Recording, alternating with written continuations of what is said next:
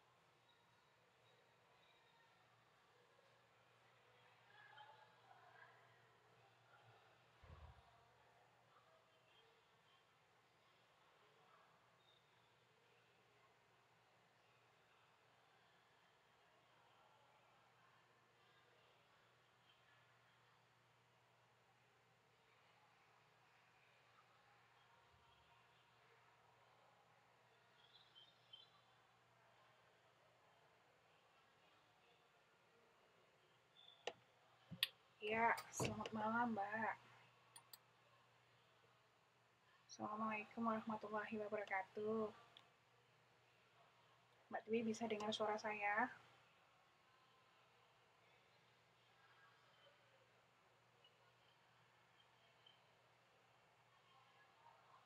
Suara saya bisa didengar kan, Mbak?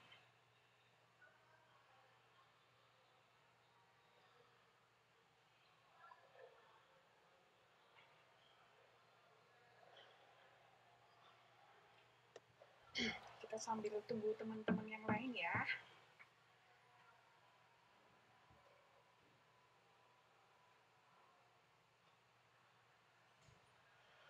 Nah, gimana kabarnya Mbak Tiwi? Baik-baik saja kah?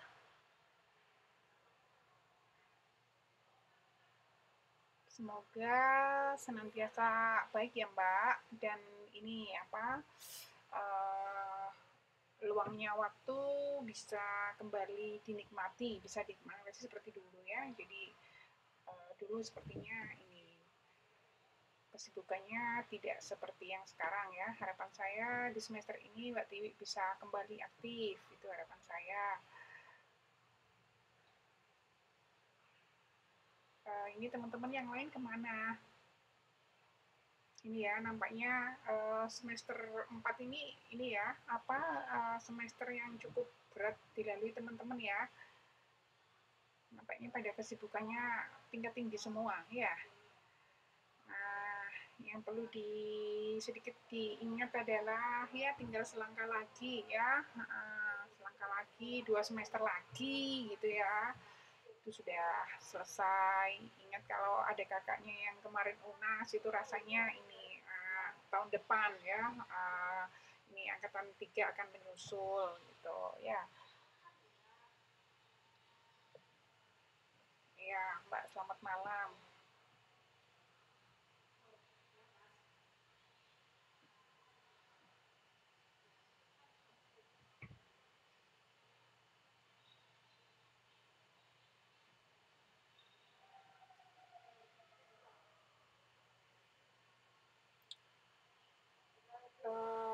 Untuk angkatan 3 yang aktif masih berapa orang, Mbak, sampai sekarang?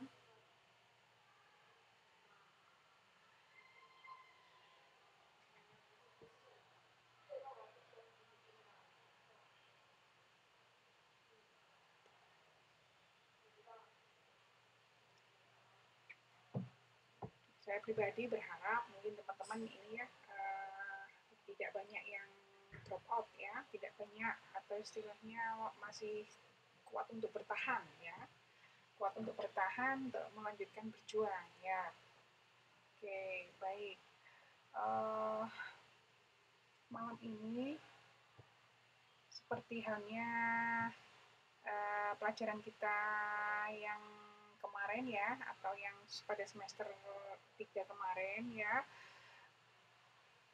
untuk yang di semester 4 ini kita akan mulai untuk melakukan pendalaman ya, pendalaman dari tiap-tiap pelajaran yang ada di semester 3 kemarin ya, karena modul kita sudah selesaikan secara teorinya. Nah, kali ini saya juga ini ya, istilahnya menyiapkan untuk pengkayaan dan pendalaman dengan menggunakan modul yang hampir serupa, tetapi terbitan dari yang lainnya, atau istilahnya penerbitnya lain ya.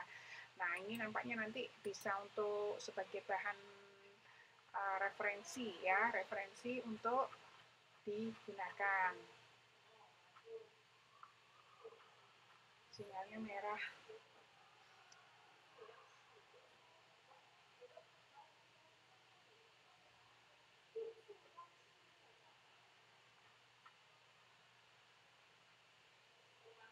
Ya, adapun buku yang saya gunakan untuk pengkayaan di semester 4 ini adalah buku bahasa Indonesia untuk sekolah menengah atas dan madrasah aliyah ya, dan sedikit spesifik untuk program bahasa ya.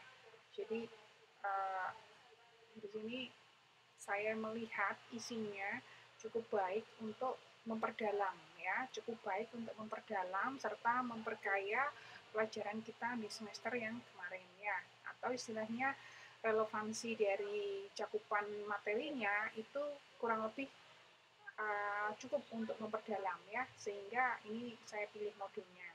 Jadi teman-teman barangkali bisa melihat atau istilahnya mengunduh modul ini, nanti saya upload di grup bahasa ya. Saya upload di grup bahasa. Nanti di tiap-tiap minggunya kita akan bahas satu bab ya. Ini ada 10 bab. Jadi nanti pas dengan waktu kita selama satu semester ini ya.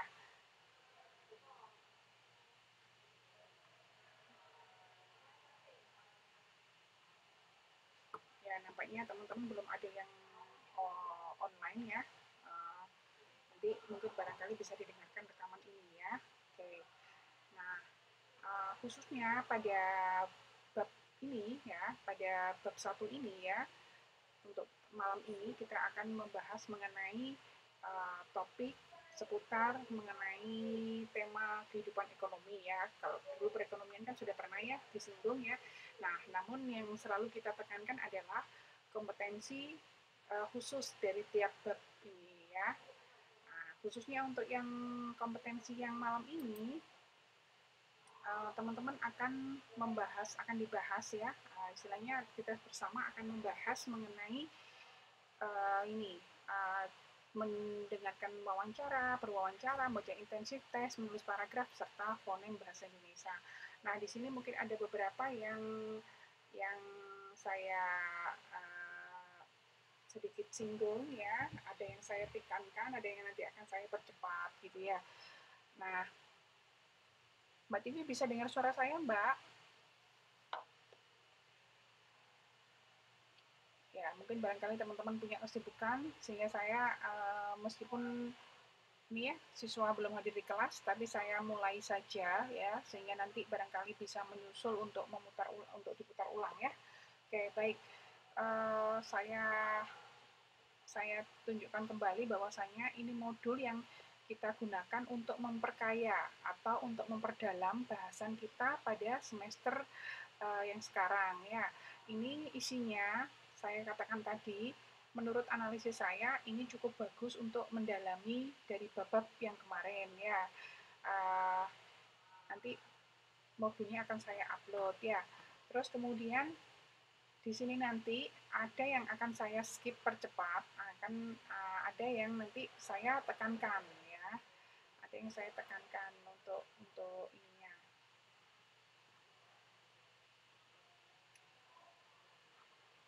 Baik, untuk yang sekarang kita akan masuk yang di ini ya, yang di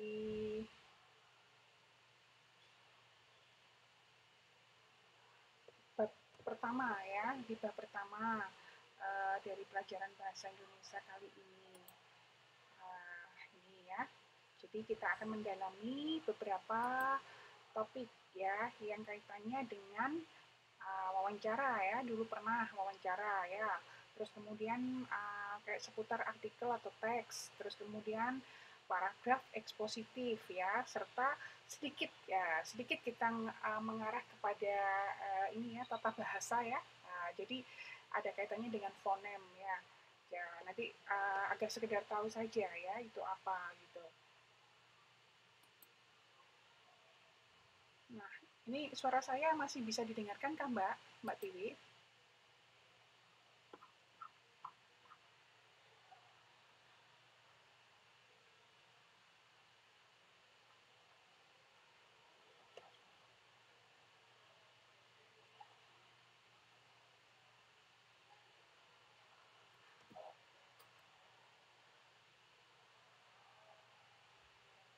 Apakah ada problem Mbak dengan sign in? Kok ini? Kok sepertinya offline terus kemudian online gitu? Apakah ada problem Mbak?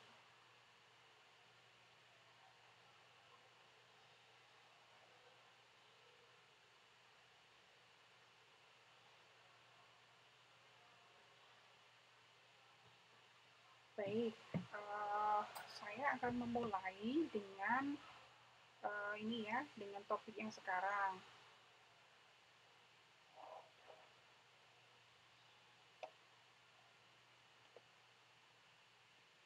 Tadi Mas Supri ada datang, namun belum muncul di ini, list kehadiran ya. Mungkin kita sambil tunggu ya.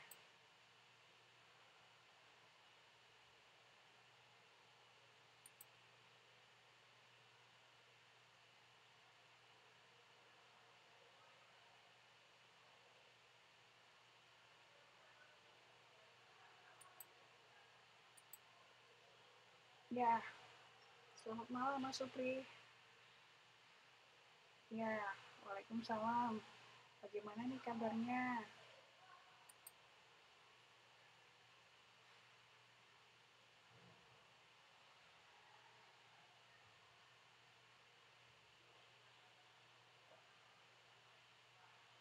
Ya, Waalaikumsalam. Selamat datang Mbak Praharsini, Mas Supri. Ya, ini sambil menunggu teman-teman yang lain ya. Suara saya bisa didengar jelas ya. Ya, tadi saya ketika teman-teman belum datang, saya juga memulai penjelasan ya, memulai penjelasan tentang tema yang akan kita bahas pada malam ini. Sehingga kalau misalnya teman-teman nanti belum bisa mengikuti di awalnya, nanti bisa diputar ulang ya. Sekilas saya sampaikan begini, untuk yang semester ini kita akan melakukan pendalaman ya, kita akan melakukan pendalaman dari pelajaran kita di semester yang kemarin ya, mengingat modulnya kita sudah selesaikan ya, sehingga saya pilihkan satu modul lagi yang sekiranya bisa akan membantu untuk mendalami gitu ya. Modul ini nanti kita gunakan selama satu semester ini untuk memperkaya ya, untuk memperkaya dari materi-materi yang sudah kita pelajari sebelumnya ya. Nah, modulnya seperti ini ya, ada 10 bab di sini nanti. Ini kurang lebihnya ini ya, menurut saya cukup mewakili untuk pendalaman dari materi yang sebelumnya ya. Oke, nanti akan saya upload ya teman-teman ya. Ini bukunya kayak begini nih. Nah, ini nih modulnya ya, modulnya kayak begini nih. Ya, ini secara spesifik digunakan untuk ini ya, sekolah menengah atas dan madrasah aliyah, namun program yang bahasa, sehingga kalau saya melihat isinya cukup dalam dan detail ya. Nah, teman-teman nggak usah risau akan seperti istilahnya apakah akan bertambah sulit atau tidak, tapi yang jelas adalah di sini kita akan ini ya, kita akan belajar khususnya ada beberapa topik-topik yang harus ditekankan lebih ya. Seperti halnya kalau pada kesempatan malam ini adalah mengenai paragraf, pengembangan paragraf ya, khususnya dengan yang ini tipe yang eksposisi ya. Jadi paragraf eksposisi ya. Nah, iya. Sama kita mengingat kembali dulu kita pernah membahas wawancara, artikel teks, sama ini ya, dua ini sudah pernah kita bahas. Nah, pada malam hari ini yang akan kita tekankan lebih adalah pada ini, eksposisi sama sedikit mengenal mengenai fonem ya. Nah, bisa kita mulai ya, teman-teman sudah bisa mendengar suara saya kan ya? Oke, baik. Ketika ini yang pertama adalah kaitannya dengan wawancara ya. Dulu kita sudah pernah membahas wawancara berkali-kali. Sering ya kalau misalnya kita membaca berita terus kemudian di situ ada kegiatan wawancara yang dilakukan oleh pewawancara dan yang diwawancarai, interviewer dan interviewer ya, seperti itu.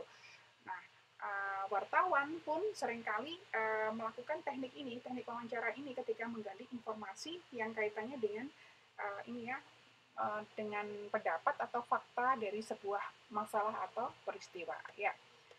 Nah, kali ini yang menjadi titik tekannya adalah ketika misalnya ada seseorang yang mewawancara, maka untuk kita bisa mengetahui isi wawancara itu seperti apa ya, maka yang harus kita lakukan adalah ini ada beberapa hal. Yang pertama yaitu mencatat pokok-pokok pembicaraan ya. Terus kemudian yang kedua merangkum, kemudian bisa menyampaikan isi pembicaraan itu kembali baik dengan bahasa sendiri maupun dengan bahasa yang tadi disampaikan oleh aslinya ya, seperti itu. Nah, kaitannya dengan mencatat pokok-pokok pembicaraan ini ya, yang kita garis bawahi di situ adalah hal-hal pentingnya ya, hal-hal pentingnya disampaikan oleh narasumbernya kepada pewawancara. Jadi hal pentingnya itu meliputi apa ya? Meliputi ini istilahnya kalau dalam bahasa Inggris itu 5W plus 5W plus 1H ya.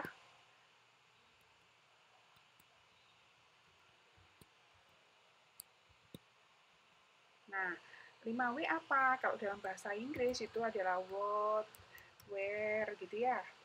Terus kemudian why, terus kemudian when gitu ya. Terus kemudian apa lagi? Who gitu ya. Sama how ya.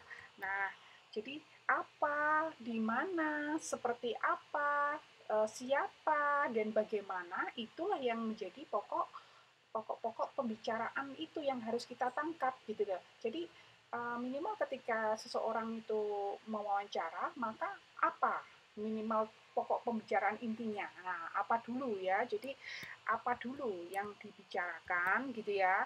Apa yang dibicarakan? Nah, terus kemudian setelah apa? Itu kemudian lebih detail lagi bagaimana itu tadi terjadi gitu. Bagaimana itu teknisnya atau bagaimana itu berlangsung. Nah, seperti itu ya. Setelah bagaimana, kemudian mengapa bisa ya, mengapa itu dilakukan. Nah, mengapa itu dilakukan atau mengapa itu terjadi gitu.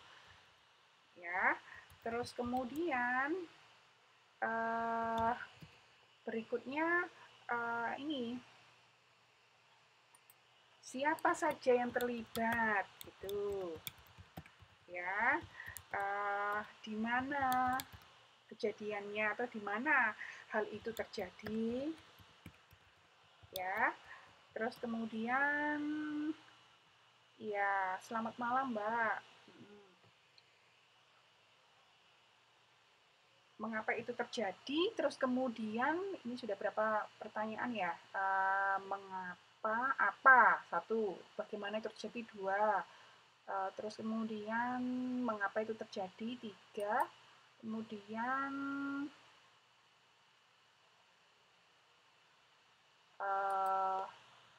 kapan, terus kemudian siapa saja yang terlibat gitu ya, sama terakhirnya adalah bagaimana kronologisnya ya, bagaimana kronologisnya. Jadi itu ketika kita meringkas atau mencatat pokok-pokok pembicaraan dari sebuah wawancara. Nah, kalau 5W plus 1 hanya tadi sudah kita bisa tangkap, maka selanjutnya adalah kita lakukan rangkuman ya, rangkuman dari pokok-pokok pembicaraan itu tadi gitu ya. Merangkum ini merupakan bagian dari kegiatan ini ya, hasil melaporkan hasil wawancara ya. Nah, rangkuman ini kurang lebihnya ini ya hampir sama dengan ketika proses meringkas gitu ya. Umumnya untuk rangkuman dalam sebuah proses wawancara itu umumnya adalah berisi ringkasan, bukan ikhtisar gitu ya umumnya. Tetapi apabila seseorang memilih ikhtisar sebagai dasar untuk rangkuman, mungkin tidak apa-apa ya. Tapi umumnya adalah urut ya, umumnya urut. Tetapi jika misalnya, jadi teknik yang digunakan untuk merangkum itu bisa berisi ringkasan maupun ikhtisar ya, seperti itu. Nah, di modul ini ya, teman-teman bisa melihat gitu. Ada sebuah contoh yang kaitannya dengan ini.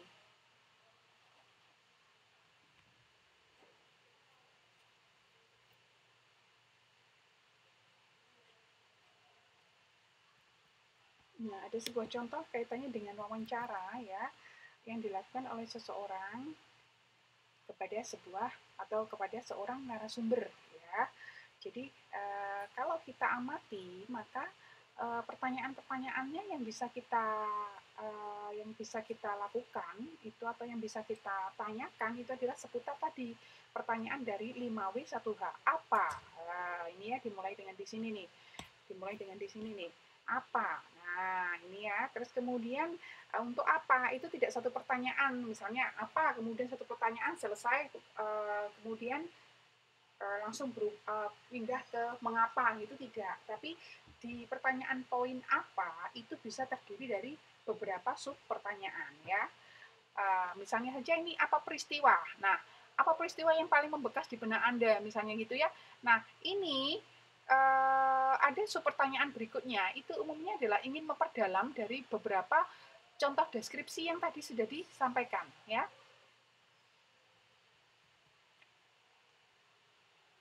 Nah, misalnya saja, nah ini, sampai untuk pertanyaan apa, itu ternyata ada beberapa sub-sub pertanyaannya. Baru kemudian ketika sudah tuntas pertanyaan itu tergali, maka baru pindah yang ke berikutnya adalah bertanya mengenai bagaimana prosesnya. Nah, gitu ya. Dalam poin bagaimana ini pun ya, itu juga tidak mesti hanya satu pertanyaan terselesai, tapi bisa sampai muncul beberapa pertanyaan ya, yang itu intinya adalah memperdalam dari deskripsi atau penjelasan narasumber yang mungkin belum pas ya. Oke, seperti itu. Nah, jadi seperti itu ya kalau wawancara itu ya, ketika kita merangkum atau mendengarkan sebuah pokok wawancara. Nah, ini sudah pernah kita bahas ya. Saya tidak akan membahas ulang apa saja yang harus disiapkan. Prinsipnya adalah ketika wawancara itu kita bisa membuat panduan ya. Ini dimintanya atau istilahnya diharapkannya ada sebuah daftar pertanyaan.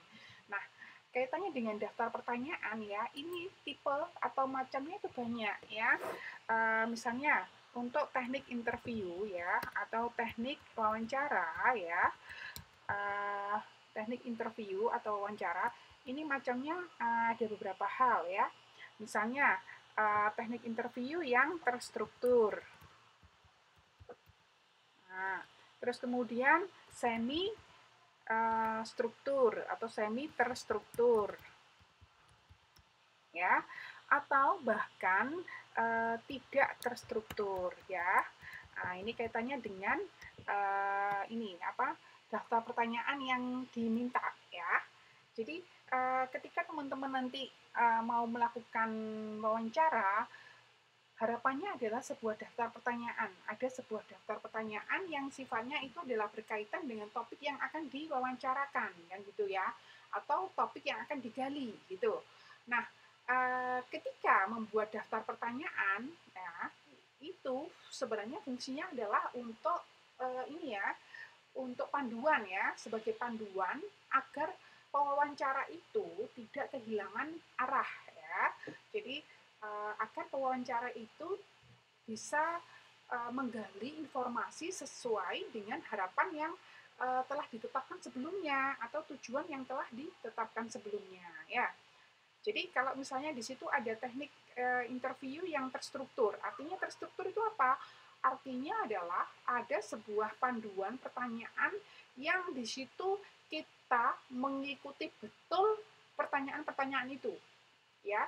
Yang artinya adalah si pewawancara tidak berani untuk mengembangkan pertanyaan dengan versi lain, ya. Jadi sifatnya adalah saklek atau kaku ya, atau sifatnya adalah betul-betul mengikuti panduan yang itu tadi, panduan yang sudah dibuat. Itu artinya adalah yang terstruktur ya. Jadi pertanyaannya ada 5, ya 5 itu yang ditanyakan tanpa ada sebuah kreativitas dari pewawancara jika misalnya yang diwawancarai itu tidak paham misalnya begitu ya. Jadi betul-betul mengikuti panduan yang sudah ditulis, yang sudah dibuat sebelumnya ya, itu terstruktur. Kalau yang semi terstruktur, namanya saja semi ya, artinya adalah uh, sebagian atau istilahnya separuh-separuh ya, separuh terstruktur dan separuhnya adalah fleksibel. Artinya adalah uh, pewawancara ya, pewawancara itu menyiapkan daftar pertanyaan ya, dan ketika proses wawancara itu berlangsung, pewawancara masih bisa mengembangkan pertanyaan itu jika misalnya kondisi mengikuti kondisi yang mungkin ini ya yang ada. Itu artinya adalah uh, tidak satu seperti halnya dengan yang terstruktur tadi ya. Jadi keuntungannya adalah kalau semi terstruktur ini akan lebih fleksibel, artinya jika misalnya pertanyaan tadi kok sepertinya perlu diperdalam, maka si pewawancara akan memperdalam pertanyaan itu dengan pertanyaan yang sendiri ya, tanpa sebelumnya itu ada ya. Jadi panduan yang sudah ditulis tadi sebagian untuk garis besar ya, seperti itu. Itu yang semi terstruktur ya. Nah, yang tipe yang ketiga yang tidak terstruktur itu artinya adalah panduannya itu tidak ada. Artinya hanya kita akan berlaku tema umum. Misalnya aja mengenai saham ya. Ketika topiknya adalah topik bagaimana bursa saham ya, bursa saham di Indonesia gitu ya.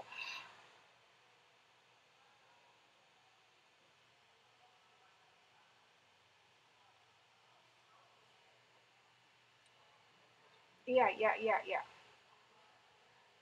Kenapa Mbak problemnya? Problemnya nggak bisa sign in ya?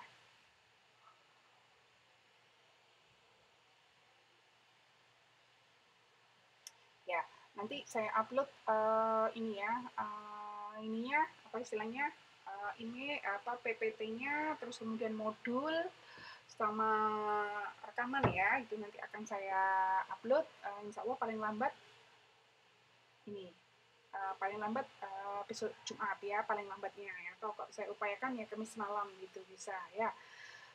Oke ya, Nah, saya tadi terakhir membahas mengenai ini tipe wawancara ya, tipe daftar pertanyaan. Nah, kaitannya dengan tipe yang ketiga yaitu yang tidak terstruktur. Artinya adalah si pewawancara itu tidak memiliki panduan yang sudah dibuat, tidak memiliki panduan baku ya. Artinya adalah uh, mengikuti alur dari situasi yang mungkin terjadi saat wawancara. Jadi si si pewawancara hanya punya satu modal yaitu topik umumnya, tetapi pertanyaannya bebas. Arahnya mau bertanya mengapa dulu atau siapa dulu atau apa bagaimana prosesnya itu tidak ada panduannya ya. Nah, ini satu sisi ini ya, ini mungkin akan fleksibel karena pewawancara bisa mengembangkan sesuai dengan arah ini ya, arah yang dimaui gitu ya. Tetapi kelemahannya ini nanti khawatirnya pas di proses ternyata blank ya, jadi tidak bisa mendapatkan hasil seperti yang diharapkan ya, sehingga dari ketiga tipe ini ya panduan wawancara itu ya, sepertinya yang lebih mengakomodir ya itu adalah yang semi terstruktur, artinya punya panduan tetapi ada ini ya,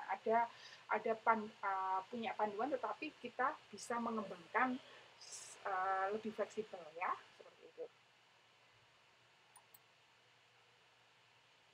Ya, ini beberapa hal-hal yang ini ya yang harus dipahami supaya proses wawancara berlangsung dengan nyaman ya. Oke, itu. Ya, jadi di sini yang saya tambahkan dari informasi yang semester lalu kita pelajari adalah dari tipe wawancaranya ya, atau istilahnya tipe panduan wawancaranya. Nah, di mana ada 3 tadi ya, terstruktur, kemudian semi terstruktur, ya, dan yang terakhir adalah tidak terstruktur ya. Nah, teman-teman tadi dari uraian yang mungkin saya jelaskan tadi bisa melihat plus minusnya ya. Jadi kelebihan dan kekurangannya. Sehingga ketika misalnya nanti teman-teman diberikan sebuah kesempatan untuk melakukan wawancara ya, ya bisa wawancara ke siapapun ya. Misalnya saja Anda ditugasi untuk mewawancara dari ini pengawas UNPK yang kemarin datang ke Taiwan ya untuk istilahnya untuk mengamati atau istilahnya memonitor jalannya ujian nasional ya, UNPK kejar paket C misalnya. Nah, itu bisa sedikit punya arahan ya, itu salah satu contohnya ya. Oke, baik. Itu adalah untuk yang bahasan yang pertama ya. Untuk selanjutnya dari yang berikutnya kita bahas adalah kaitannya dengan membaca intensif sebuah teks ya. Ini pun sudah pernah kita bahas ya di yang sebelumnya, dan kalau dulu ya kita pernah membahas bagaimana membaca cepat ya, sampai ada hitungannya ya, ada bagaimana kecepatan per menit, ada berapa jumlah katanya gitu ya. Kalau sekarang membaca intensif ya. Membaca intensif itu artinya apa? Artinya adalah sebuah teknik atau sebuah cara membaca yang dilakukan dengan seksama, teliti dan terperinci. Jadi di sini relatif tidak mengutamakan faktor kecepatan ya. Jadi di sini relatif ketelitian dan kecermatan ya, itu yang ditekankan, yang gunanya adalah agar bisa menelaah isi dan bacaan itu dengan baik ya, seperti itu. Nah, kaitannya dengan membaca intensif, baik itu kita membaca intensif sebuah teks ya, sebuah teks bacaan, sebuah artikel gitu ya, maka ada beberapa hal-hal atau ada beberapa langkah-langkah yang harus kita lakukan agar kita bisa menelaah isinya gitu ya. Yang pertama adalah mengidentifikasi ide pokok teks. Jadi ide pokok tiap teks itu ya, itu ada di tiap-tiap paragraf ya. Jadi kalau kita ketemu dulu dengan ide pokok tiap paragraf, maka kita akan menemukan kalimat utama gitu ya. Kalimat utama pada tiap paragrafnya itu. Nah, yang menjadi titik pentingnya adalah kita harus identifikasi ya, kalimat utama itu tadi letaknya di mana, apakah di awal kalimat gitu ya, atau di tengah, atau di akhir, atau di awal, atau di akhir gitu ya. Nah, kalau kita sudah menemukan kalimat utama, maka kita akan bisa mengidentifikasi ide pokoknya ya, seperti itu. Nah, dari misalnya di situ sebuah bacaan ya, misalnya sebuah bacaan di situ ada ini ya, ada beberapa paragraf. Nah, maka jika misalnya di situ ada misalnya di contoh ini aja ada 3 paragraf, maka akan ada berapa pokok pikiran utama gitu ya. Jadi umumnya kalau di situ ada 3 paragraf ya 3 pokok pikiran itu gitu ya. Jadi masing-masing paragraf itu ada satu pokok pikiran ya. Jadi teman-teman harus identifikasi ini kalimat utamanya yang mana gitu. Nah, contoh misalnya untuk yang di contoh ini ya.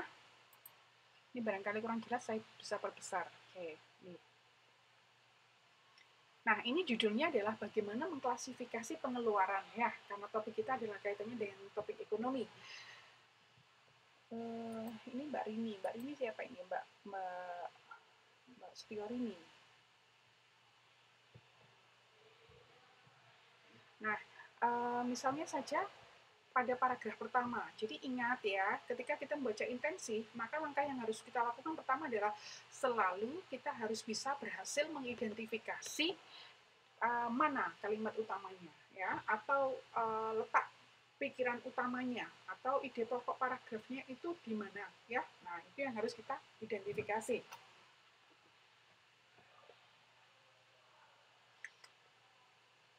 Nah, kira-kira kalau misalnya pada contoh yang di sini nih, contoh paragraf yang di sini, kaitannya ini apa ya? Pokok pikirannya ada di awal kalimat, di tengah, atau di akhir gitu, atau di awal dan di akhir gitu ya.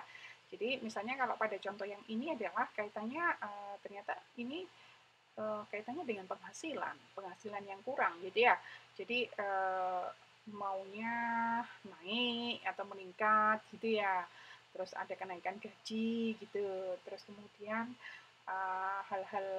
hal-hal yang memungkinkan untuk ada kenaikan penghasilan ya. Jadi bisa kita identifikasi, maka letak pokok pikiran untuk paragraf pertama ini ada di awal, yaitu kaitannya dengan ini ya, jumlah penghasilan, kaitannya dengan seperti itu. Jumlah penghasilan yang artinya lebih ke arah ke kenaikan ya, pengennya meningkat ya, kaitannya dengan jumlah penghasilan. Terus kemudian paragraf kedua, contohnya apa nih paragraf kedua? Ini mungkin Anda bekerja pada perusahaan yang juga memberi komisi. Ini cara-cara agar penghasilan itu bisa meningkat. Yang pertama melalui komisi gitu ya. Terus kemudian bekerja pada jenis usaha agar mendapatkan tips ya gitu ya. Terus kemudian intinya adalah apapun itu ya, ini tambahan jumlahnya akan ada penambahan atau penghasilan tambahan ya. Nah, tapi sebaik-baiknya dari beberapa cara itu, yang paling simpel adalah mengelola pengeluaran Anda. Nah, pada paragraf yang kedua ini, kalau teman-teman identifikasi, ini contoh paragraf yang dikembangkannya dari teknik apa ya? Kan masih ingat ya, kalau ada yang di awal namanya deduktif ya, kalau di akhir induktif, kan gitu ya. Deduktif di awal, induktif di akhir, kalau campuran namanya ya paragraf campuran. Kalau di tengah ada yang mengatakan ini namanya paragraf ineratif ya. Jadi kalau yang di tengah paragraf ineratif, ini mungkin tidak begitu lazim gitu ya, tetapi ada ya. Tapi yang paling sering kali adalah seorang penulis itu umumnya menggunakan yang tadi, yang deduktif, induktif, atau yang campuran ya. Nah, secara contoh ini pada paragraf 2 kita bisa diberikan contoh bahwasanya ini adalah contoh paragraf yang bersifat ini ya, dari hal-hal menguraikan dari hal-hal yang bersifat khusus dulu, kemudian baru masuk ke generalnya ya. Jadi ini adalah contoh paragraf yang dikembangkan dengan teknik induktif, atau paragraf yang letaknya letak pokok pikirannya adalah di akhir ya. Jadi contoh-contoh dulu, baru kemudian ini apa ada istilahnya kesimpulannya. Nah, seperti itu ya. Jadi ini contohnya yang seperti itu. Jadi harapan saya teman-teman ingat ya, apa itu deduktif, apa itu induktif, dan bisa mengidentifikasinya ya.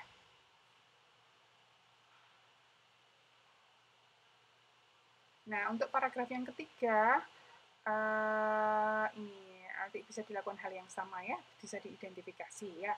Prinsipnya seperti itu ya. Kemudian kalau kita sudah bisa berhasil mengidentifikasi, jangan lupa tadi digaris-garisi ya. Jadi kita bisa menggarisbawahi ketika kita membaca ya. Misalnya saja tadi di sini bagaimana cara mengelola pengeluaran ya. Kalau yang di sini adalah kaitannya dengan jumlah penghasilan ya. Terus kemudian yang di ketiga, seterusnya nanti bisa coba teman-teman ini ya, teman-teman bisa pelajari.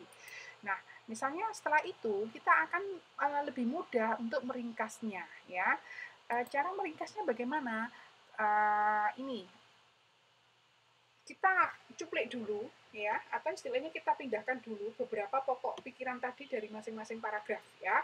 Jadi misalnya paragraf pertama tadi menguraikan tentang jumlah penghasilan ya.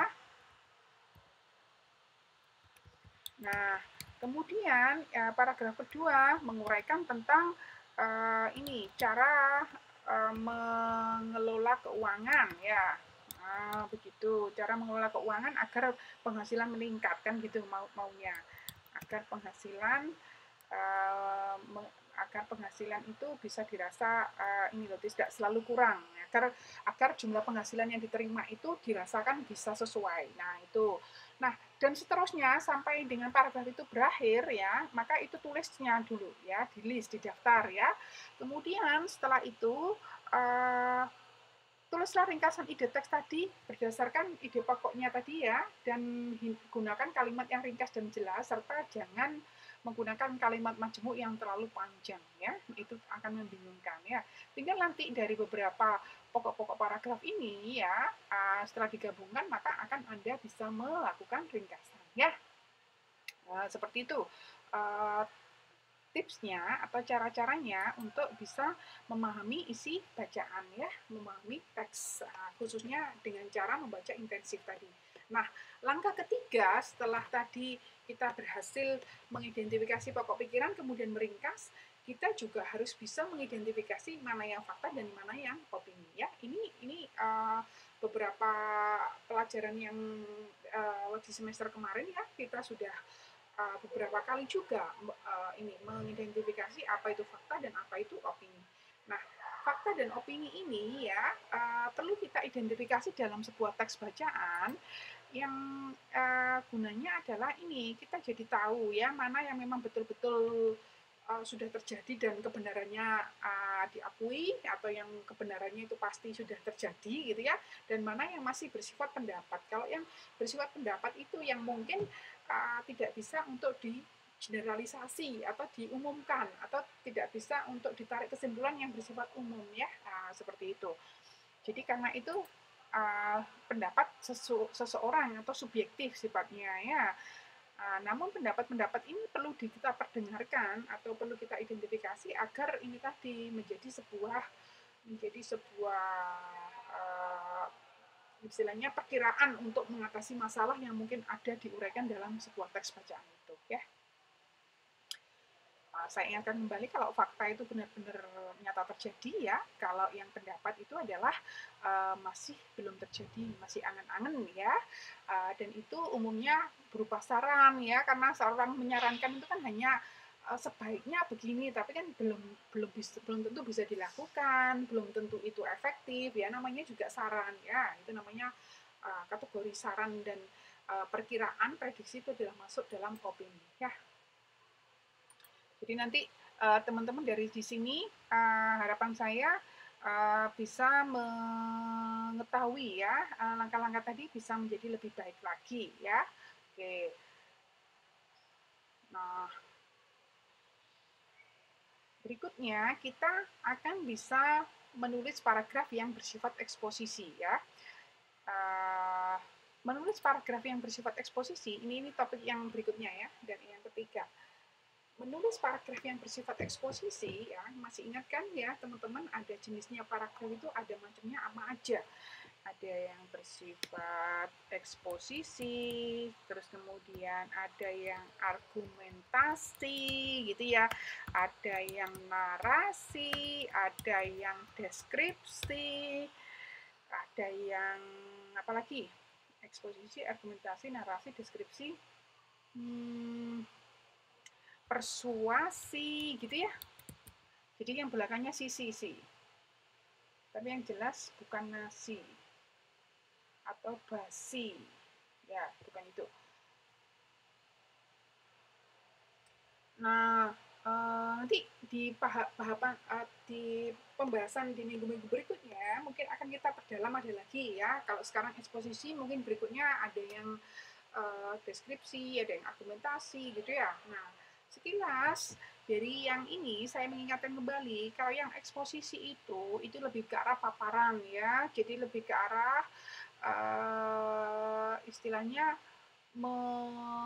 ini ya menjelaskan ya, menjelaskan, menyampaikan informasi gitu ya, yang sifatnya hanya menjelaskan dan menyampaikan informasi.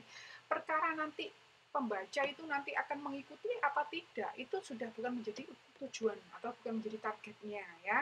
Yang jelas adalah misalnya saja contohnya, ketika ketika ini misalnya seseorang ingin menjelaskan bagaimana cara membuat atau langkah-langkah membuat ini ya tempe misalnya begitu, maka di situ diuraikan langkah satu apa, dua apa, tiga apa sampai dengan selesai. Nah itu sifatnya dalam memaparkan ya.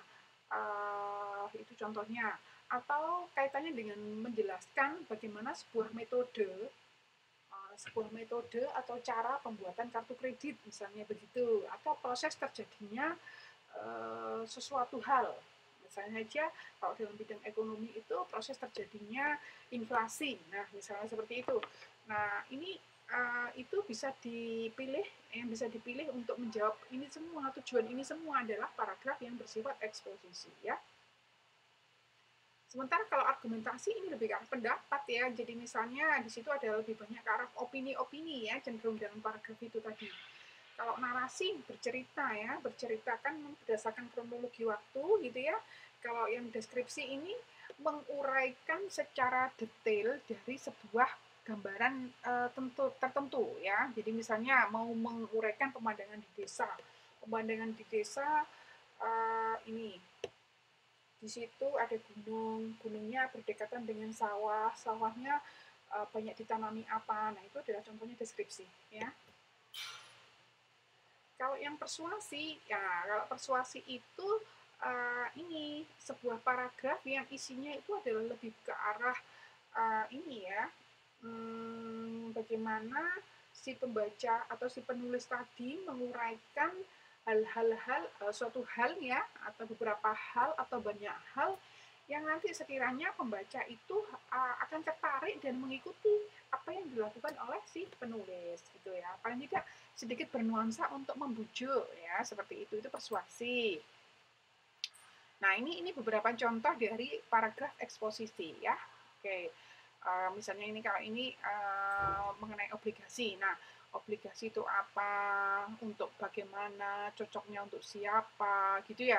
Terus kemudian dan itu seperti apa. Nah, jadi kalau yang untuk paragraf eksposisi itu minimalnya atau istilahnya sekurang-kurangnya itu adalah tadi balik ke pertanyaan 5W1H ya, itu yang harus di istilahnya yang harus dituangkan.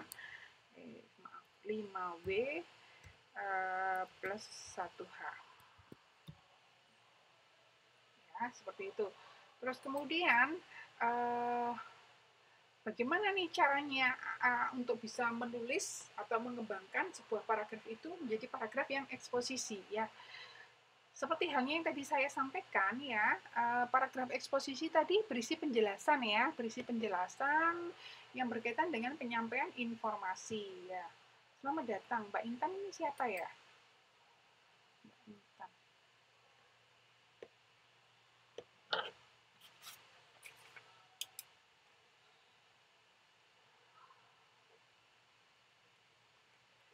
Nah,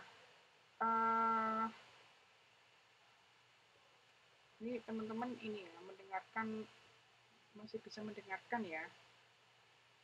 Saya seperti siaran di radio ini. Nah, misalnya ini ada beberapa contoh ya, mengapa mall itu kok penting didirikan, mengapa apa saja kunci pokok mengatasi kemiskinan. Ini adalah beberapa contoh-contoh ya beberapa contoh-contoh yang bisa kita kembangkan melalui paragraf eksposisi ya. Jadi paragraf yang bersifat paparan tadi ya. Yang di situ prinsipnya adalah memberitahukan kepada pembaca mengenai sebuah topik yang kita tulis ya. Itu prinsipnya itu kalau eksposisi begitu ya.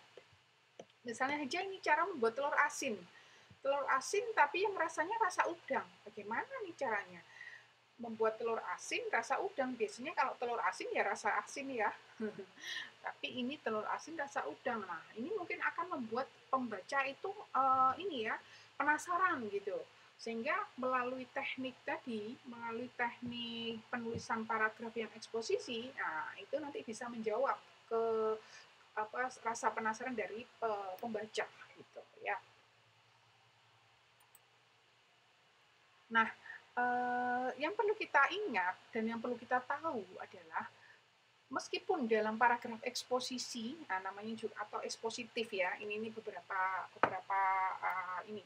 istilah lainnya ya, itu kita tahu ada beberapa hal ya, ada beberapa hal polanya ya. Bisa kita memaparkan itu yang sifatnya adalah definisi ya. Jadi dalam sebuah paragraf ya, di situ isinya adalah satu pokok pikiran kan, untuk umumnya begitu. Itu berisi mengenai definisi-definisi saja. Nah, gitu ya. Jadi misalnya kalau tadi kaitannya dengan inflasi. Inflasi adalah, nah itu ditulis. Jadi menjelaskan dari kalimat definisi utama tadi, topik suatu hal gitu ya, misalnya tentang obligasi tadi atau tentang saham atau tentang kenapa kok barang-barang pokok sekarang kok pada naik semua ya, definisinya kaitannya dengan kenaikan harga pokok, harga barang pokok gitu. Itu berarti kita bisa pilih yang eksposisi definisi ya. Terus kemudian lainnya lagi adalah eksposisi proses, yaitu paragraf eksposisi yang mengungkapkan sesuatu dengan menjelaskan proses atau cara atau metode secara detail. Nah, pada proses ini cocoknya gitu ya, jika misalnya kita ingin memaparkan tadi langkah-langkah cara membuat telur asin rasa udang tadi misalnya, atau menjelaskan proses pembuatan tempe tadi misalnya, maka itu eksposisi proses ya. Cirinya kalau eksposisi proses itu adalah disertai langkah satu adalah ini, berikutnya adalah ini. Nah, langkah ketiga, nah itu umumnya berisi urutan ya, itu yang proses gitu. Sampai nanti pada akhirnya, nah, atau tahap yang paling akhir adalah, nah itu adalah yang eksposisi proses ya. Seperti itu. Terus kemudian jika misalnya ini kita ingin memaparkan ya sesuatu hal yang itu sifatnya adalah klasifikasi atau pembagian ya. Jadi misalnya tadi kaitannya dengan bursa saham. Bursa saham tadi dibagi menjadi dua, yaitu A apa, B apa gitu ya. Misal atau yang tadi inflasi tadi. Inflasi penyebabnya ada dua, A apa, B apa. Nah, itu kaitannya dengan uraian-uraian yang bersifat eksposisi klasifikasi ya.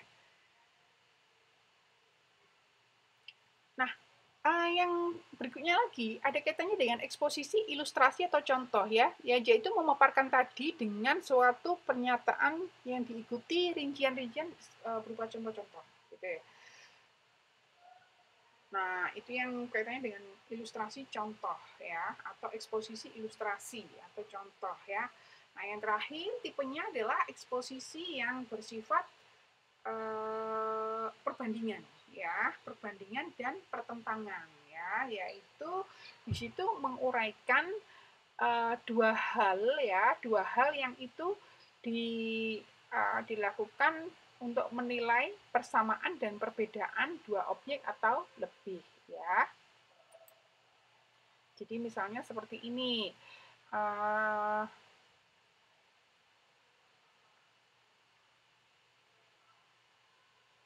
Misalnya saja dalam contoh ini ya, misalnya saja dalam contoh obligasi. Nah, Obligasi merupakan instrumen investasi yang cukup menarik. Nah, instrumen ini sangat cocok untuk investor yang risikonya ingin kecil ya. Cocoknya untuk 50 tahun ke atas. Nah, ini adalah efek utang. Nah, terus kemudian membayarnya saat jatuh tempo. Nah, kira-kira kalau contoh yang begini ini termasuk paragraf eksposisi yang apa jenisnya? Jika ditinjau dari polanya, ya teman-teman bisa tebak di sini. Yang ini uh, contoh paragraf apa gitu ya. Kalau yang di sini ini tadi lebih ke arah apa? Lebih ke arah yang bersifat definisi gitu ya. Jadi nanti harus bisa ini ya, harus bisa diidentifikasi ya ketika misalnya ada sebuah paragraf, maka itu eksposisi yang jenis apa? Contohkah? Atau definisikah? Atau perbandingankah? Atau uh, atau apalagi? Atau klasifikasikah? Atau proses ya. Jadi 5 hal ini yang harus kita pahami ya. Oke. Jadi ya sepertinya ini untuk menulis sebuah paragraf itu juga tidak mudah ya, artinya juga tidak sulit, juga tidak mudah ya. Artinya adalah kalau kita mau menulis ya, asal menulis juga bisa ya, hanya mungkin kualitas dari tulisan kita itu yang mungkin ini. Nah, caranya adalah bagaimana teman-teman ketika mau mengembangkan paragraf gitu ya. Ya, misalnya aja ini dalam contoh ini adalah pentingnya pendirian mall ya. Pentingnya pendirian mall. Jika kita kemudian misalnya melihat pendirian mall, misalnya judul topiknya adalah atau topiknya pendirian mall. Nah, terlebih dahulu adalah kita buat kerangka dulu, ya kan? Kita buat kerangka dulu. Paragraf 1 mau ngomong apa, paragraf 2 mau ngomong apa, paragraf ketiga mau ngomong apa, ya. Intinya adalah kita minimal, ya. Jadi kalau misalnya kita disuruh untuk membuat paragraf ini, caranya gimana? Dari topik yang telah ditentukan, buat dulu kerangkanya. Buat kerangka karangan dulu ya. Yang isinya adalah istilahnya mungkin pertama saya akan menjelaskan dulu latar belakang mengapa kok mall itu perlu ya, atau istilahnya saya memulainya dari definisi mall, misalnya gitu. Pertama adalah saya mau mendefinisikan mall itu apa, gitu. Terus kemudian keuntungannya mall itu apa, misalnya keuntungan, kekurangan. Keuntungan sama kekurangan ini bisa jadi nanti bisa dijadikan satu paragraf ya, keuntungan dan kekurangan gitu ya. Terus kemudian dampak, atau persiapan sebelum buka mall. Jadi kita harus buat kerangkanya dulu ya, baru kemudian kita bisa memilih atau kita kemudian bisa menerapkan kira-kira contoh paragrafnya itu tadi kita bisa buat dengan pola pengembangan apa, definisi atau apa, atau proses atau apa gitu ya, atau yang berikutnya prosedur pembuatan mall atau prosedur pengurusan izin untuk membuat mall gitu ya barangkali ya, atau prosedur ini pendirian mall. Nah, misalnya begitu. Dan yang terakhir adalah tadi ketika mall itu sudah berdiri, apa yang harus mungkin barangkali bagaimana langkah selanjutnya seperti itu ya barangkali. Nah, yang jelas setelah dari kerangka, kemudian teman-teman bisa lihat kalau saya ingin membuat sebuah contoh di sini gagasan paragraf ini, maka saya akan memulainya dari ini dulu, mall itu apa, misal gitu ya. Berarti kalau saya ingin melihat atau ingin menjelaskan mall itu apa, maka kira-kira pendekatan atau pola mana yang kita akan pilih? Definisikah, proseskah, klasifikasi, ilustrasi, atau contoh, atau perbandingan. Nah, mungkin yang paling tepat di situ adalah paragraf pertama adalah mengisi atau berisi paragraf definisi, gitu kan ya. Terus kemudian keuntungan dan kekurangan jika ada mall, kita bisa buat melalui pola perbandingan dan pertentangan. Satu sisi untungnya di sini, satu sisi yang lain kekurangannya di situ. Nah, gitu ya. Itu kita uraikan dalam satu paragraf dengan pola eksposisi, perbandingan, dan pertentangan, gitu ya. Terus kemudian persiapan membuka mall, nah, atau istilahnya persiapan membuat mall, itu apa? Kita bisa jelaskan melalui eksposisi proses, ya, gitu ya. Sama prosedur. Nah, prosedur pendirian ini bisa proses juga, ya. Dan dampaknya tadi bisa contoh-contohnya, ya, contoh-contoh dampak yang mungkin muncul, ya, dampak yang mungkin muncul. Nah, ketika ini teman-teman sudah punya sebuah gambaran atau kerangka, paragraf 1 akan pakai pola ini, paragraf 2 akan pola ini, paragraf 3 pola ini sampai dengan total paragrafnya jumlahnya berapa, ya, sesuai dengan kerangka tadi, maka teman-teman bisa memulainya dari mana? Mulailah untuk menulis satu paragraf dulu, ya kan, begitu.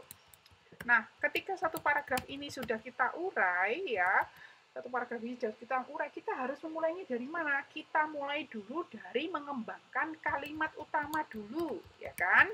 Nah, kalimat utama ini kita tetapkan dulu.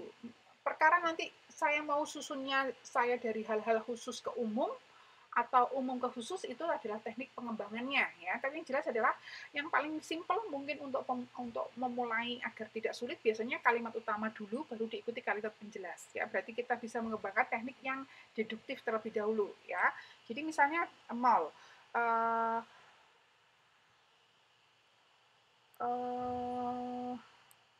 tahukah teman apa arti mall, misalnya begitu, ya. Mall adalah sebuah sebuah ini ya, sebuah jenis sebuah tipe bangunan misalnya gitu, atau tipe jenis jenis pusat perdagangan begitu ya barangkali, atau sebuah klasifikasi transaksi ekonomi yang modern misalnya. Nah, jadi kita kembangkan dulu kalimat utamanya, baru diikuti kalimat penjelas, ya. Nah, dalam kalimat penjelas itu, prinsipnya adalah kalimat penjelas ini harus padu, ya. Artinya harus padu itu harus sesuai dengan kalimat utama yang itu tadi, gitu ya, yang dibuat. Sehingga kalau kita boleh mencontohkan ini dalam sebuah gambar, ya, maka misalnya kita punya ini ya, kita punya satu paragraf pertama, baris pertama, baris kedua, baris ketiga, baris keempat, baris kelima. Nah, kalimat yang ada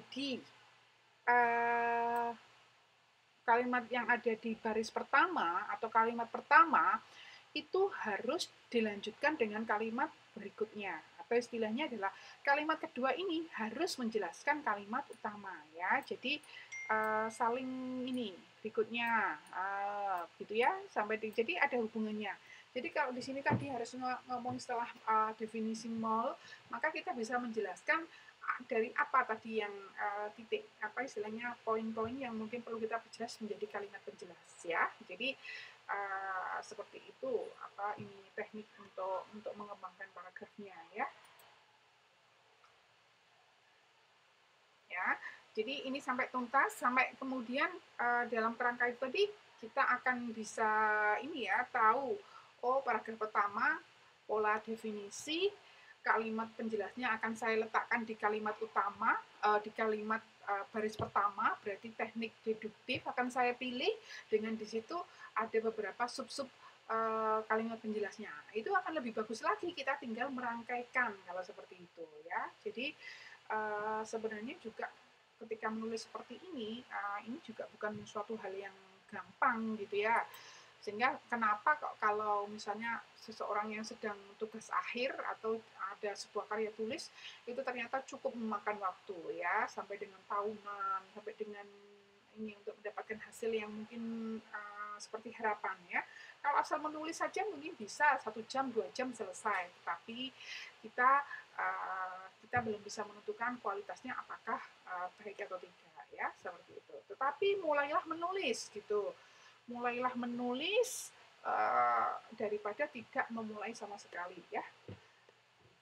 kadangkala ini ya, kadangkala untuk menulis sebuah paragraf itu kita mulai dulu dengan menulis salah orang nanti kita baca kembali ya. Jadi jangan dilakukan satu baris kemudian mandek baris dianalisis itu jangan. Nah, jadi sebaiknya tulis saja mengalir dulu gitu ya. Baru kemudian tahap setelah menulis baru kemudian kita kembali melihat koneksi antar atau hubungan antar kalimat utama dengan kalimat penjelas atau kalimat penjelas satu dengan penjelas kedua dengan penjelas ketiga sudah terpadu. Nah, baru kita bisa kita lakukan sebagai tahap yang kedua ya setelah tadi. Baru kemudian yang ketiga ini terakhir adalah kita memfinalkan bahwa tiap paragraf tadi itu memang sudah koheren dan ini koherensinya atau istilahnya relevansinya sudah benar, sudah padu ya, seperti itu. Mbak Ika ini Bunda Rika ya. Oke. Nah, itu ya paragraf eksposisi ya, seperti itu. Nah, jadi nanti kalau teman-teman mau menceritakan, istilahnya mau memaparkan sesuatu, begitu tadi tekniknya. Gagasan-gagasan tadi itu ditulis dalam kerangka dulu ya. Nah, nanti kemudian ini bisa kita bisa evaluasi pola pengembangannya seperti apa, sudah sesuaikah atau belum gitu ya. Nah, di sini ada beberapa contoh-contoh latihan. Tulislah masing-masing satu paragraf, gitu ya tentang ini. Oke.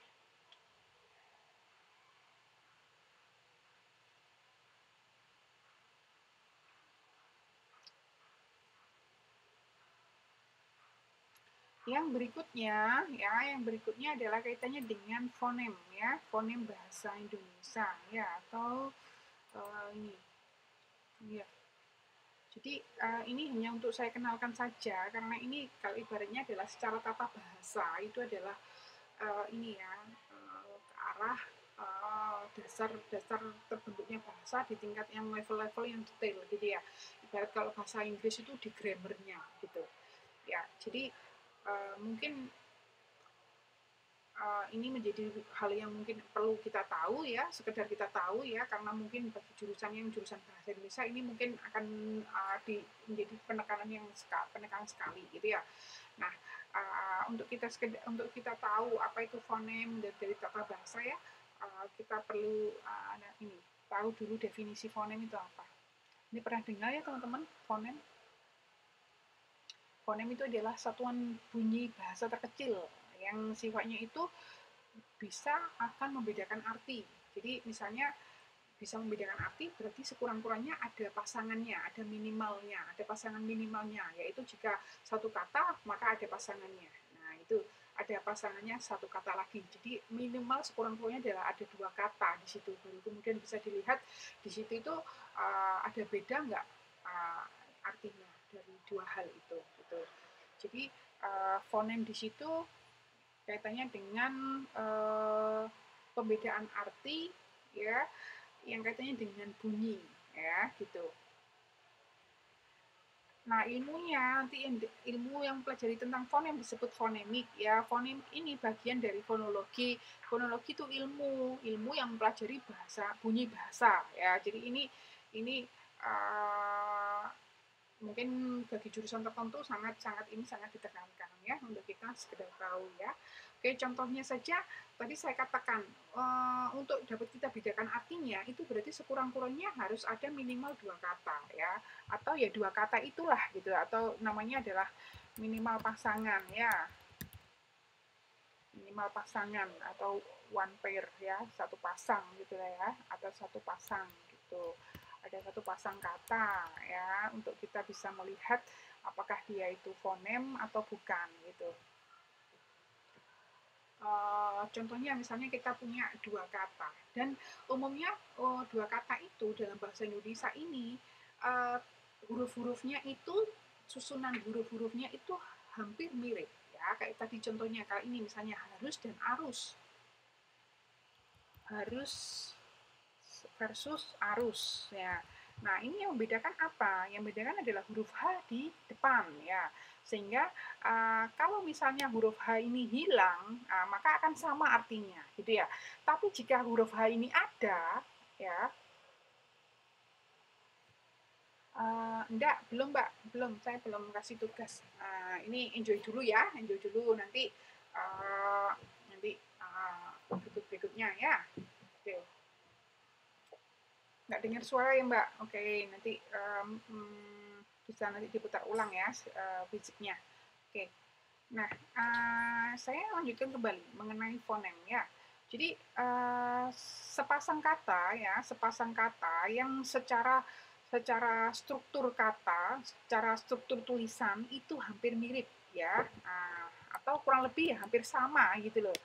Ini kalau saya bilang arus, arus sama harus. Nah, ini kalau misalnya dikatakan fonem itu adalah jika artinya itu beda gitu.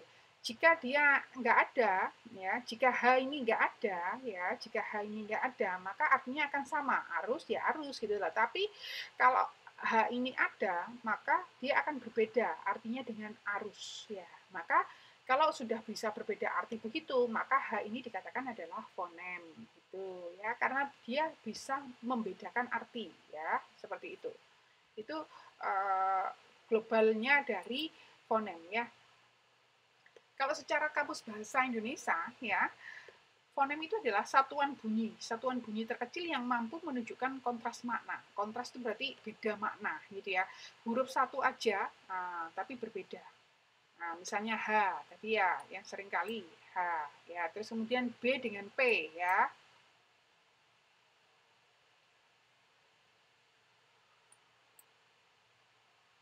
Ya, B dan P. Apa contohnya kalau yang B dan P?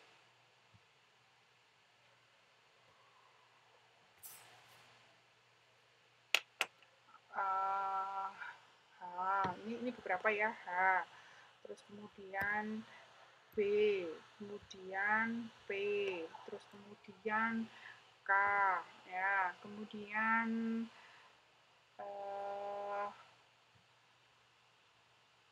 G, ya, itu barangkali contoh-contoh huruf-huruf yang mungkin termasuk fonem ya. Uh, kita nanti akan lihat lagi contohnya lebih banyak. Fonem itu ya mungkin ada yang dalam berbentuk huruf vokal dan konsonan. Kalau yang ini adalah huruf konsonan ya, karena bukan huruf hidup ya, H, B, P, K, G gitu ya. Tapi kalau misalnya ada yang fonemnya itu adalah yang ini, yang huruf vokal, yaitu pembedanya adalah di A, di I, U, E, dan O ya, atau bahkan yang rangkap A, I, U, E, dan O, I. Nah, misalnya begitu ya. Terus kemudian, jadi prinsipnya untuk pembeda ini ada yang berupa huruf vokal dan ada yang konsonan ya. Tapi seringkali ini ya, yang konsonan itu yang jauh lebih banyak ya. Nah, saya bisa contohkan dulu biar teman-teman bisa sedikit bisa menangkap ya. Misalnya saja saya punya satu kata atau satu pasang kata bahu dan baku, nah, misalnya gitu ya. Nah, di sini fonemnya apa antara H dan K ya. Jadi bahu dan baku ini secara struktur kata sama ya.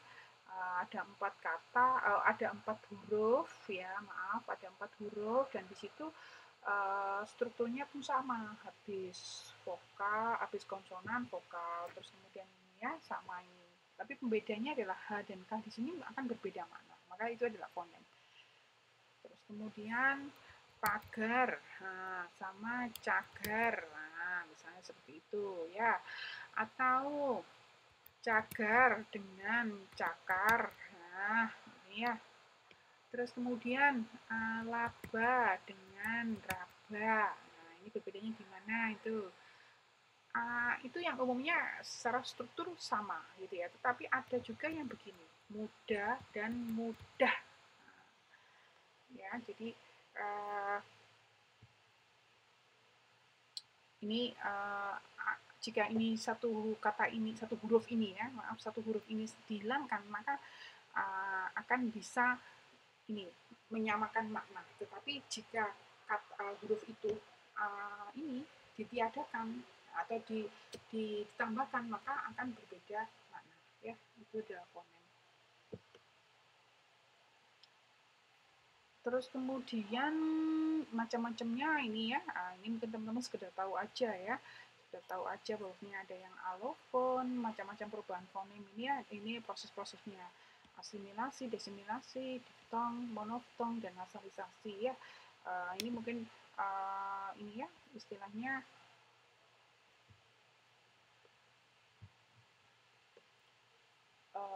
sekedar ini ya untuk tahu saja proses-prosesnya ini ya.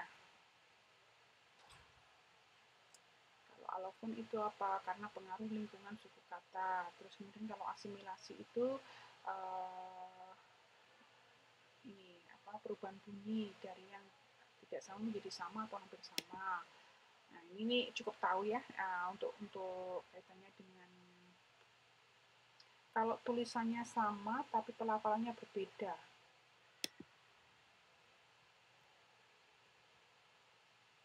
Ini contohnya apa nih, Mas?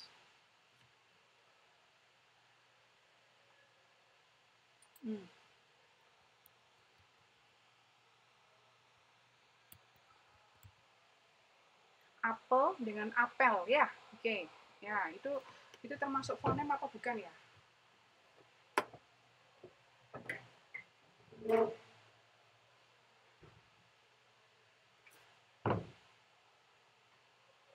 Di sini kalau yang apa dikatakan fonem itu tadi ya ini ya istilahnya jika ada sebuah tambahan satu perbedaan satu huruf ya, perbedaan satu huruf yang di situ akan membedakan makna ya. Kalau yang pembacaannya seperti ini ya, pembacaannya sama seperti ini cenderung ya, ini cenderung bukan termasuk fonem ini, Mas.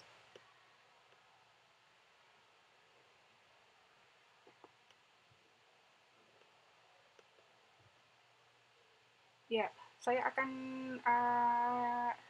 carikan dasar ilmiahnya ya, dan itu nanti akan kita bahas di pertemuan berikut-berikutnya ya, mengenai tata bahasa yang seperti ini ya. Nanti setiap kali tatap muka ini akan ada mengenai istilahnya kayak grammarnya itu ya, sehingga nanti ini apa istilahnya teman-teman jadi punya sedikit pemahaman ya ke arah basic tata bahasa ya. Oke. Ini pertanyaan Mas Pri akan saya jawab ini ya Mas di tatap muka yang berikutnya ya. Oke. Saya akan carikan dasarnya atau carikan ininya. Saya akan carikan topiknya. Barangkali itu nanti akan ada di bab-bab berikutnya ya. Prinsipnya di sini untuk yang kalau kaitannya dengan fonem di sini ya,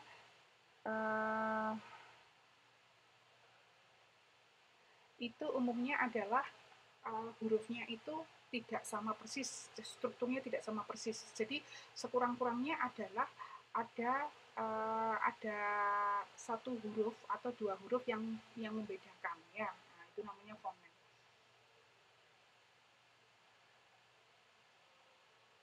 Oke, terus kemudian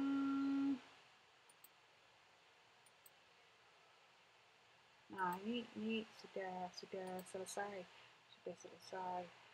Nah, ini mungkin barangkali dia teman-teman bisa lihat contoh-contoh soalnya ya. Waktu kita masih 11 menit.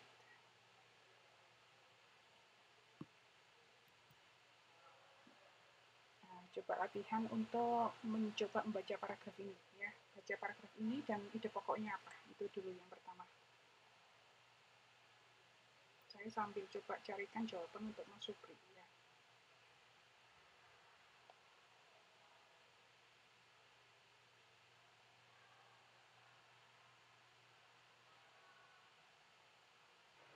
Ini ada kaitannya dengan apa? Untuk yang contoh paragraf di sini ya ada kebosanan ya, ada kebosanan.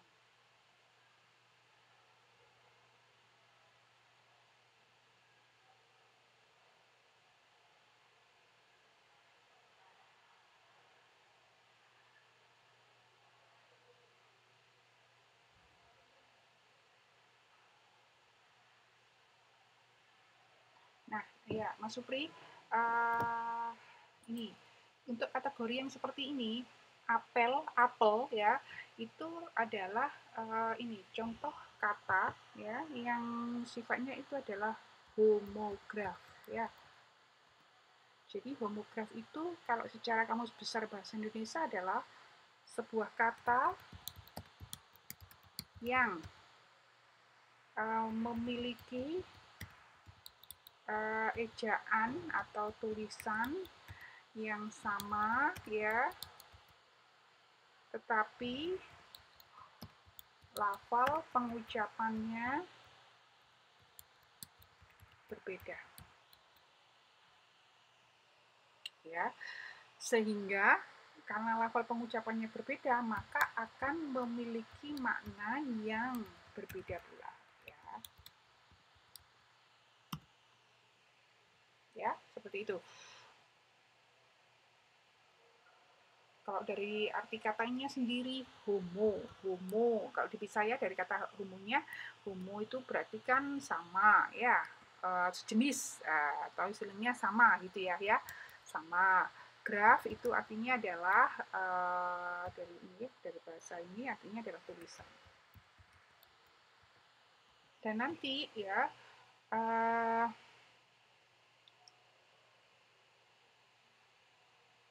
mungkin akan istilahnya akan berkembang lagi. Yang sama itu istilahnya kalau di sini sekarang homograf ya. Nanti barangkali di tata bahasa berikutnya akan ada homofon. Nah, seperti itu. Nanti saya akan coba carikan atau istilahnya barangkali nanti di bab selanjutnya akan ada yang begini. Nah, ini bagus sekali untuk menambah kita ini ya, pengetahuan kita. Contohnya lagi apa? Selain apel sama apel ya. Misalnya gini. Nah, ini contohnya apa nih? Serang sama Serang. Ya, berarti kan kalau Serang itu kota kan, kota di Banten. Kalau Serang berarti menyerang kan gitu atau kayak agresi gitulah ya. Seperti itu. Terus apa lagi? Yang mungkin kategori ini. Mental sama mental. Terus kemudian tahu sama tahu. Nah, tahu itu makanan satunya, yang tahu adalah mengetahui ya, seperti itu.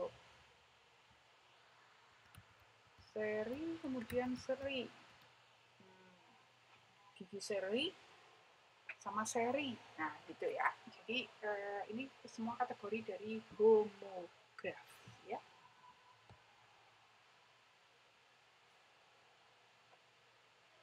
Terus satu lagi ada yang misalnya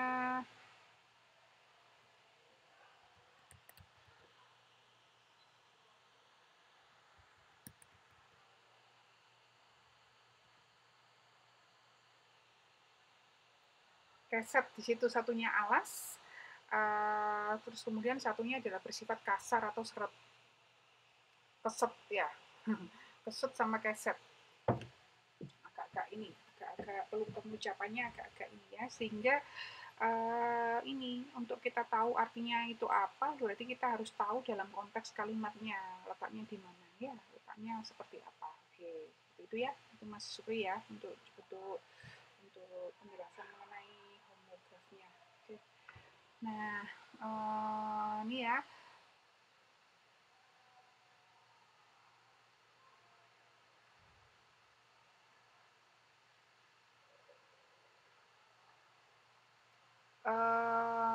Nanti ini untuk latihan-latihan soalnya ini dalam bentuk soal IC ya,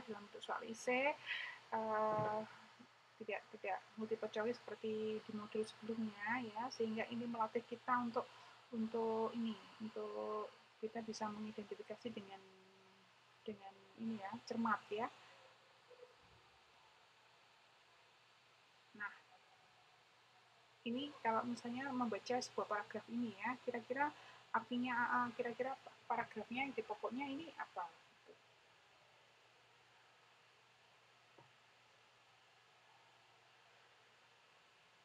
kebosanan ya, kebosanan dalam rutinitas, mungkin seperti itu. Atau cara mengatasi kebosanan dalam rutinitas, seperti itu pokok paragrafnya ya. Caranya adalah kerja mengikuti internal job posting, terus kemudian pemindahan bekerja ya. Oke, ini waktunya sudah mau habis ya. Baik. Nah, ini saya sampaikan ya, mengingat kalau ketika saya mengolah nilai untuk semester kemarin ya, itu porsi untuk tugas itu ternyata cukup membantu ya, karena nilai UTS sama UAS itu tidak sepenuhnya memuaskan ya, sehingga nilai proses ya itu menempati proporsi yang jauh lebih besar daripada UTS sama UAS. UTS sama UAS itu adalah 25% dari separuh 50%. Jadi 50% itu adalah proses, kemudian 50%-nya lagi itu adalah tugas dan UTS UAS ya. Sehingga maksud saya, teman-teman tolong ketika dalam proses bisa optimal ya. Dan nanti ketika misalnya ada penugasan ya, atau istilahnya ada tugas ya, tolong dikerjakan dengan sebaik-baiknya, karena prosentasenya ini lumayan tinggi ya. Jadi ketika misalnya di UTS UAS-nya tidak begitu memuaskan, akan sangat terbantu ya. Teman-teman sudah tahu nilai semester ini untuk yang bahasa Indonesia ya.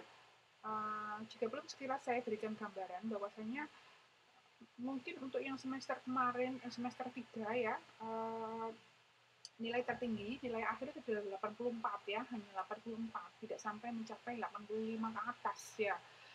Nah, harapan saya di semester berikutnya, kalau teman-teman bisa berproses dengan lebih baik ya, harapan saya bisa jauh melampaui dari KKM. KKM-nya kan 75 ya, sehingga kemarin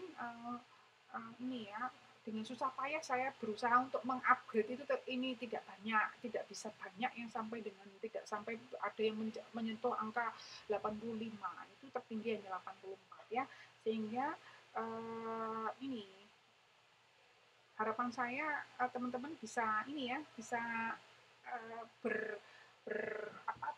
bekerja, istilahnya lebih sedikit mungkin bisa memberi perhatian ya ketika dalam barangkali ada proses penugasan atau dalam proses ini ya. Ikuti proses dengan baik, itu sudah nanti akan menjadi penentu 70% ya, atau sekitar ya 60% ya, 60% dari hasil proses Anda ya, seperti itu ya.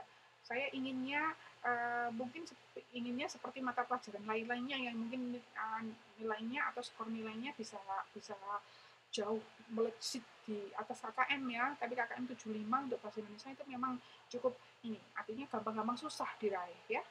Jadi seperti itu gambarannya dari yang kemarin.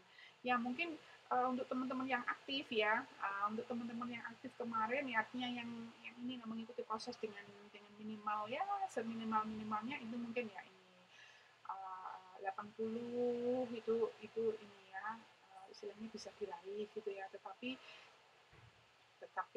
itu juga menurut saya bukan hasil yang sangat memuaskan sekali ya, sehingga harapan saya nanti di semester berikutnya bisa lebih baik lagi ya.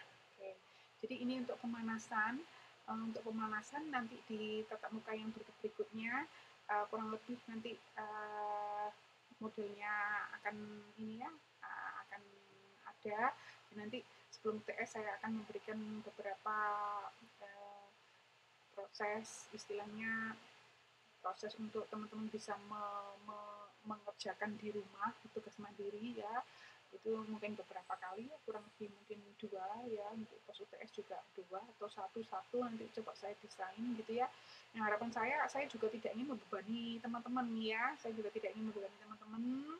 tapi ketika misalnya ada 1 kali penugasan doa itu, atau istilahnya 2, itu tolong di submit ya, itu minimal untuk bisa mengevaluasi tercapaian ya. Oke. Baik, itu saja ya tatap muka kita sekarang. Tunggu untuk saya upload modul sama PPT serta ininya ya rekamannya ya. Terima kasih untuk perhatiannya. Selamat istirahat dan sampai bertemu di minggu depan ya. Terima kasih untuk atensinya semuanya. Saya akhiri. Wassalamualaikum warahmatullahi wabarakatuh.